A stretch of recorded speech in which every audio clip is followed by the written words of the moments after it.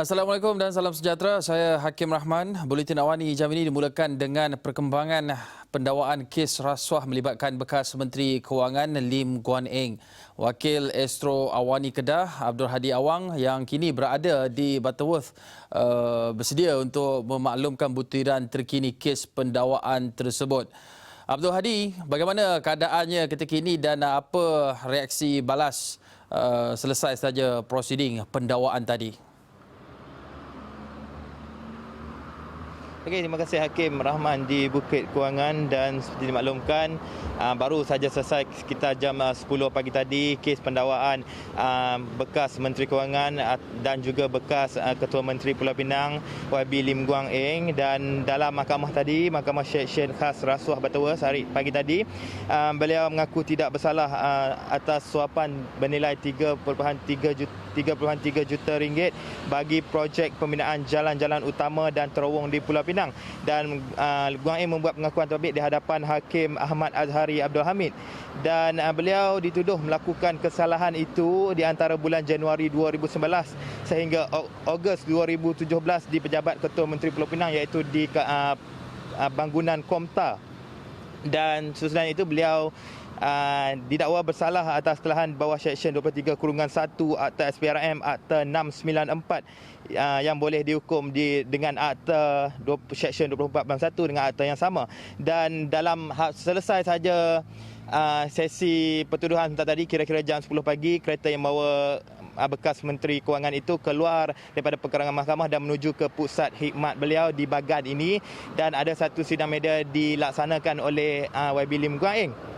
Dan antara intipati sidang media yang dilaksanakan adalah beliau menyifatkan tuduhan pada hari ini adalah satu tuduhan yang tidak berasas dan memiliki motif politik yang sangat tinggi, sedangkan beliau menjelaskan SPRM tidak pernah bertanyakan beliau mengapa wang tersebut, tidak pernah bertanyakan mengapa bagaimana wang terbabit ada dalam akaun beliau dan sebagainya. Dan beliau menjelaskan beliau akan melawan sehabis-habisan di mahkamah bagi melawan pertuduhan terbabit dan membuktikan beliau tidak bersalah dengan tuduhan tersebut. Dan itu antara intipati yang penting dalam sidang media yang dibuat sekitar 3 sehingga 4 minit oleh YB Lim Guan Eng selepas 1 jam 10 minit berada dalam kamar pertuduhan sebentar tadi, dan beliau tiba di sini 8.50 pagi dan keluar 10 pagi. Dan sebentar tadi ada juga sidang media oleh Ketua Polis Daerah Seberang Perai Udara Assistant Commissioner Nur Zaini Muhammad Noor mengingatkan mana-mana NGO atau pertubuhan yang ingin datang semula esok, menangkan esok ada lagi satu pertuduhan membabitkan Lim Guan Eng dengan isterinya, dan mana-mana pihak yang ingin hadir membuat demonstrasi atau sebagainya tidak dibenarkan hadir sama sekali. Dan jelasnya perjalanan hari ini berada dalam sangat baik, walaupun beberapa teguran, lebih pada 10 teguran dibuat oleh pihak polis, dan sebentar tadi ada membuat arahan untuk penjarakan sosial dilakukan, ataupun jika perkara terbaik tidak dilakukan, kompaun akan dikenakan terhadap mana-mana pihak yang melanggar perintah SOP baharu sepanjang PKPP ini, Hakim. Abdul Hadi, selain daripada kenyataan tidak bersalah Lim Guan Eng di atas pertuduhan disebutkan itu, kita juga ingin melihat situasi di luar ataupun di pekarangan kompleks mahkamah di Butterworth itu, kerana DAP sebelum ini memaklumkan kepada penyokong-penyokongnya untuk tidak berhimpun untuk menyatakan sokongan ataupun solidariti kepada Lim Guan Eng